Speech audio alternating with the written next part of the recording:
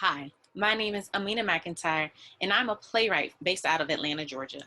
When I lived in Austin, Texas, I was a patron of Trinity Street Players, and today I'm joining them for their series, Performing in PJs, Making Art in the Time of Coronavirus. This is Quarantine by Garrett Bell. Cast: Samantha, female, 34, married to Christopher. Christopher, male, 32, married to Samantha. Setting: a cabin retreat in the Berkshires at some point in the not so distant future. It is the evening of December 24th.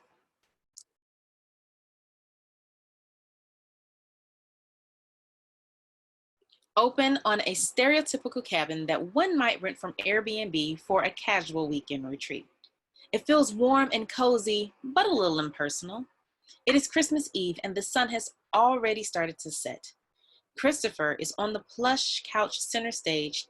His arms are draped over the back of the couch and his feet kicked up on the coffee table in front of him. His eyes are closed and he never moves. Behind him on stage right is the kitchen where the oven is going, and there are several pots on the stove already bubbling. Stage left, there is a dining table that is mostly bare. A timer goes off. Samantha calls from stage. Can you get that? Christopher, can you get that, please? Samantha runs on stage and goes directly to the oven. Christopher, Jesus, can't you hear me? I asked if you could get that. Samantha opens the oven door. The oven is completely empty. You're so lucky there isn't anything in there. What's up with the fire alarm? It really should have gone off, don't you think? It's really smoky in here, isn't it? Does it seem smoky in here to you? I think it's a little smoky. Don't open the window, though. Am I right? She checks on the pots boiling on the stove. It appears to be mostly boiling water. She opens a can of Spam and cuts slices that she puts on a frying pan. After she starts the burner on low, she turns back and notices Christopher on the couch. Oh my God, you still haven't started getting ready? Christopher, they're supposed to get here any minute. Is that what you're planning on wearing? It's my family and it's Christmas Eve. It would really mean a lot to me if you could maybe put a little effort into what you're wearing. I know it's your favorite shirt, but come on. Can't you try something at least a little more festive? It's Christmas. Really isn't that hard. Shouldn't be that hard. Fine, fine. Wear whatever you want. You probably would anyway. Why bother asking? Can you at least get your feet off the table? She hits one of his feet off the coffee table. We eat off that. Could you keep your feet off? Samantha waits for him to move his other foot. Christopher doesn't. Ugh, you can be so irritating. The smoke detector starts to go off. Shut up! Just something go right, please. I'm sorry. I know, I'm getting worked up. I haven't seen anybody in such a long time and it's making me a little crazy. You do look really handsome. Spending all of this time with you has been really special. I've actually kind of loved it. We haven't gotten this much time in so long. But I have felt really lonely. That's not a dig on you. Things just got so crazy so fast. And I know I've been super anxious all the time. It was really scary. I mean, we had no idea what was going on or what was going to happen. I didn't mean to let it get to me the way that it did, but it was really fucking scary. So many people started dying so fast. How did that become normal? I had no idea things could change so quickly. Who knew I could get used to people dying? No, that was bad of me. Rewind that, please. Do you remember what it was like before? I still hope we get back to that. See you on the other side, remember? I'm ready for the other side. We're survivors, you and me. We've always been adaptable. Remember when I took you to that family reunion and I told you we were going to be staying in a hotel in the mountains and we got there and it was basically a shack in the woods? You complained literally the entire weekend, but you said it would It was because I had not set proper expectations. You could stay anywhere and make it work so long as you were prepared for it. That's not to say that you would be happy about it, and you weren't. That was the weekend you got high with my cousin when we were hiking. Remember? Ah, I miss her. You're at least off the hook for any future family reunions. I kid. I know you don't mind going. Calm down. Wonder where they are. They should be here by now. There isn't any traffic. Do you need a drink? I have a little surprise. Samantha gets up and heads to the kitchen and starts going through inventory. I'm so tired of filling up on water, I stashed something away for a special occasion. I just need to remember where I put it. It's a bottle of tequila I hid when we got here. At least we know we're super hydrated. I think that's why your skin has been looking so good. You didn't see where I put it, did you? Also, before I forget, we need to make sure we set some time aside tonight or tomorrow to call your parents. Were they expecting to have people? Ah, I found it! Christopher! Samantha pulls out an obviously empty bottle of tequila. All right, so water it is. I don't remember having any of this. Fine, I'm fine with just water. More water, please. Who needs anything other than water? I probably shouldn't drink anyway. God, I miss wine. Where was it that we went for Laura's birthday? Not her last birthday, but the one before that. It was down in the village. Amalia or Amelia, something like that. They had wine flights. God, I'd kill for one of those flights. I don't think I've had any wine since about a month in. Was it really? Anyway, a long time ago. I really hope I get to have wine again. I miss it so much. I'm fine with things changing. I mean, I'm not fine. It sucks. This all sucks.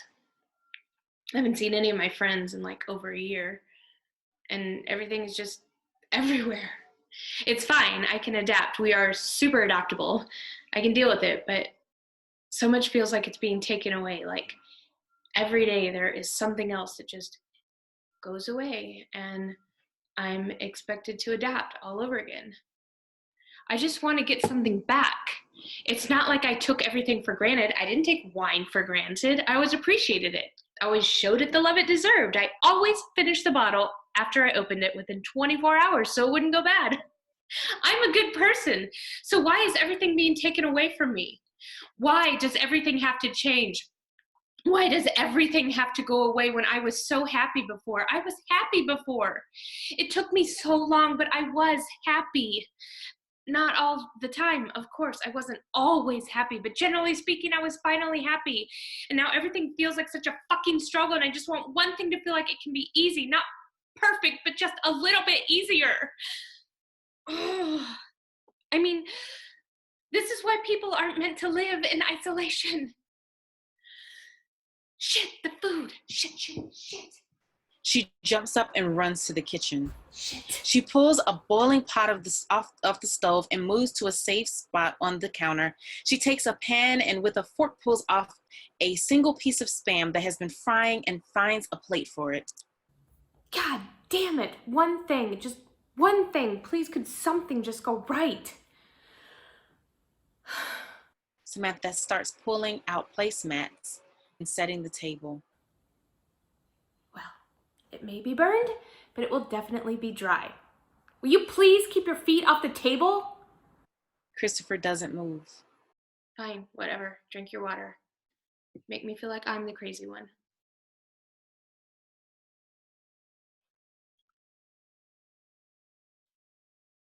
How long have we been here?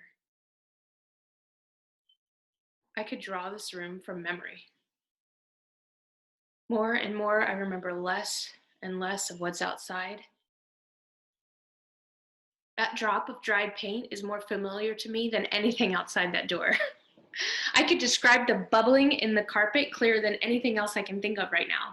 I can't even think of anything else right now. Trees, cars, I hardly remember them beyond what I can see from here. I think I've sat in this room for longer than I was in our apartment all the years we lived there. I have sat in this room and become a part of it, and everything else has slipped away. What I want,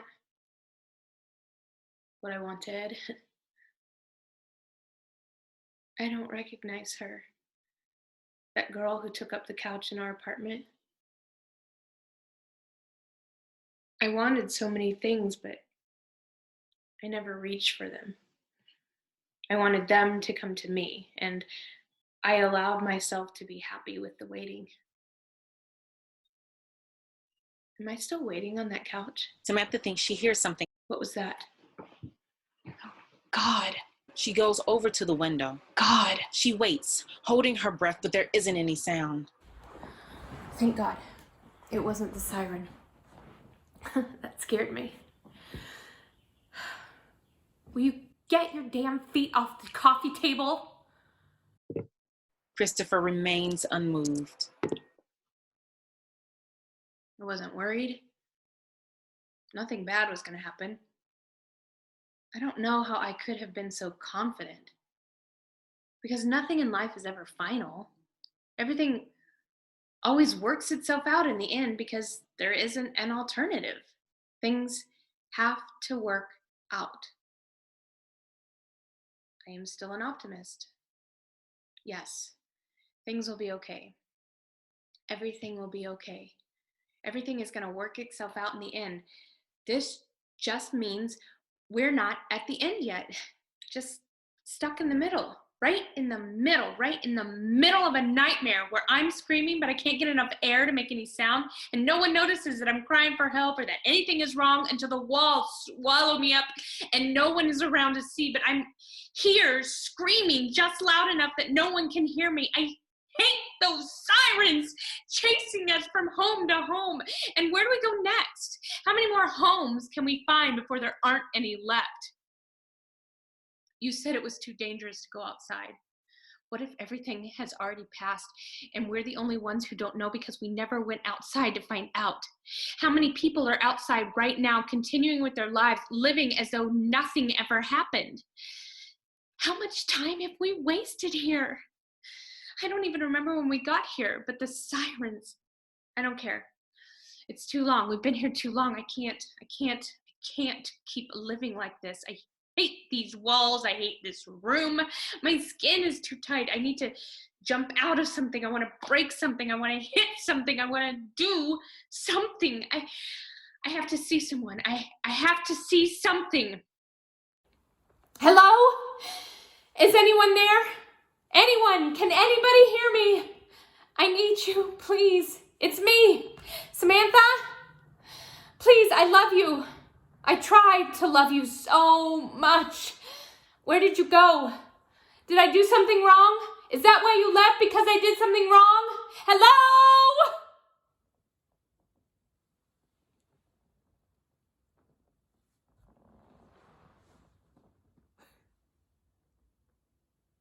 Samantha breaks down on the floor.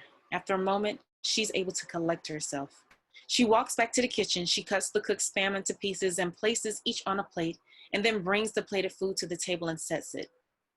She doesn't sit down.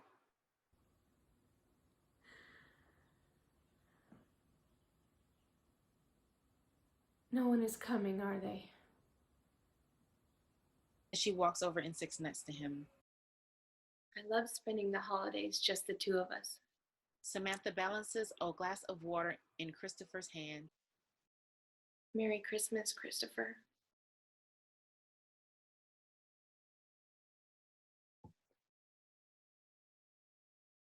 Samantha rests her head on Christopher's shoulder for a moment. It's just quiet. A faint siren starts to sound in the distance. No. Samantha runs to the window and opens it. The siren sound is now unmistakable. She comes back to Christopher and tries to jostle him. We have to go. Christopher, we have to go. We have to go, Christopher. Christopher, Wake up! We have to go. We have to go, Christopher, please. I can't go without you. What am I supposed to do? I can't. I don't know what to do. What am I supposed to do? We have to go. Christopher, please wake up. Please wake up. We have to go. Please.